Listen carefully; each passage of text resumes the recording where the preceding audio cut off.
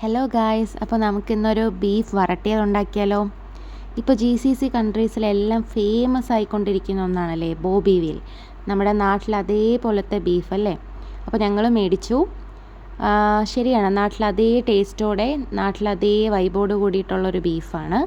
അപ്പോൾ നമ്മൾ ഈ കാണുന്നില്ലേ, നല്ല കുഞ്ഞ് പീസായിട്ട് കട്ട് ചെയ്തെടുക്കണം. വളരെ ടെൻഡറായിട്ടുള്ള പീസാണ് കേട്ടോ, വളരെ ടെൻഡറായിട്ടുള്ള പീസാണ്. അപ്പോൾ നമ്മളിത് അവിടെ എല്ലാം കട്ട് ചെയ്തെടുത്തിരിക്കുവാണ്. ഇനി ഈ കറി ഉണ്ടാക്കുന്നതിന് വേണ്ടിയിട്ട് നമുക്ക് ഓണിയൻസ് വേണം, ജിഞ്ചർ ഗാർലിക് പേസ്റ്റ് വേണം, കറി ലീവ്സ് വേണം, അതുപോലെ തന്നെ ടൊമാറ്റോയും വേണം. ഒരു കുക്കർ എടുത്തു, അതിൽ കുറച്ച് എണ്ണ ഒഴിച്ചിട്ട് നമ്മൾ സ്പൈസസ് എല്ലാം ആഡ് ചെയ്ത് കൊടുക്കുകയാണ് കേട്ടോ. ആ ഒരു ഫ്ലേവർ ഇഷ്ടമായതുകൊണ്ട് സ്പൈസസ് എല്ലാം ആഡ് ചെയ്ത് കൊടുത്തു. അതിനുശേഷം നമ്മൾ സ്ലൈസ് ചെയ്ത് വെച്ചിരിക്കുന്ന ഓണിയൻസ് ആഡ് ചെയ്തു. അതിനുശേഷം നമ്മുടെ ഇഞ്ചിയും വെളുത്തുള്ളിയും പച്ചമുളകും ഒക്കെ അരച്ചതും കറിവേപ്പിലയും ഒക്കെ ഇട്ട് നന്നായിട്ട് നമ്മൾ സോട്ട് ചെയ്തെടുക്കാൻ പോവുകയാണ്. ഉള്ളി നന്നായിട്ട് സോട്ട് ചെയ്യുക. ഇതിൻ്റെ ഒപ്പം തന്നെ കുറച്ച് ഉപ്പ് ആഡ് ചെയ്തിട്ടുണ്ട് കേട്ടോ. നന്നായിട്ട് സോട്ട് ചെയ്തെടുക്കുക. ഇതൊന്ന് സോട്ടഡായി വരുമ്പോഴത്തേക്കും നമുക്ക് കട്ട് ചെയ്ത് വെച്ചിരിക്കുന്ന ടൊമാറ്റോ ആഡ് ചെയ്യാവുന്നതാണ്. ടൊമാറ്റോ ആഡ് ചെയ്തു. ഇതിനെ നന്നായിട്ട് ഇളക്കി യോജിപ്പിക്കണം.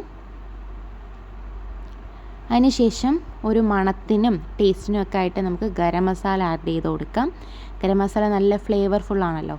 അപ്പോൾ നമ്മൾ അതിലോട്ട് ഗരം മസാല ആഡ് ചെയ്ത് കൊടുത്തു.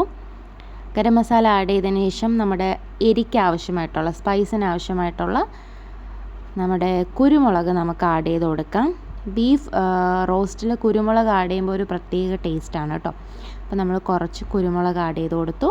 അത് കഴിഞ്ഞ് യൂഷ്വൽ നമ്മുടെ സ്പൈസസ് ആയിട്ടുള്ള കൊറിയാൻഡർ പൗഡർ, അതായത് മല്ലിപ്പൊടി, മുളക് പൊടിയൊക്കെ ആഡ് ചെയ്ത് നന്നായിട്ടൊന്ന് ഇളക്കി യോജിപ്പിക്കുക. ഉള്ളിയൊക്കെ ഒന്ന് സോട്ടാവാൻ വേണ്ടിയിട്ട് ആവശ്യത്തിന് കുറച്ച് വെള്ളം നമ്മളിപ്പോൾ ആഡ് ചെയ്യുന്നുള്ളൂ. അതിനുശേഷം നമ്മൾ കട്ട് ചെയ്ത് കഴുകി വൃത്തിയാക്കി വെച്ചിരിക്കുന്ന ബീഫ് ആഡ് ചെയ്ത് കൊടുക്കാം. നല്ല ക്യൂബായിട്ടുള്ള പീസുകളാണ് കട്ട് ചെയ്തെടുത്തിരിക്കുന്നത്. അത് ആഡ് ചെയ്ത് കൊടുത്ത് നന്നായിട്ട് അരപ്പ് ബീഫിൽ പിടിക്കുന്ന പോലെ നമുക്ക് നന്നായിട്ടൊന്ന് ഇളക്കി കൊടുക്കാം. ഇളക്കി ബീഫുമായിട്ട് നന്നായിട്ട് യോജിപ്പിക്കണം. അതിനുശേഷം ഇത് വേവുന്നതിന് ആവശ്യമായിട്ടുള്ള വെള്ളം നമുക്ക് ആഡ് ചെയ്ത് കൊടുക്കാം. വളരെ കുറച്ച് വെള്ളം മാത്രമേ നമ്മളിപ്പോൾ ആഡ് ചെയ്ത് കൊടുക്കുന്നുള്ളൂ. ബീഫിൽ നിന്ന് വെള്ളം ഇറങ്ങുമല്ലോ, അപ്പോൾ അതിനാവശ്യമായിട്ടുള്ള ജസ്റ്റ് ഒരു കുഞ്ഞ് ഗ്ലാസ്സിലേക്ക് ഉള്ള വെള്ളം ആഡ് ചെയ്ത് കൊടുത്തു.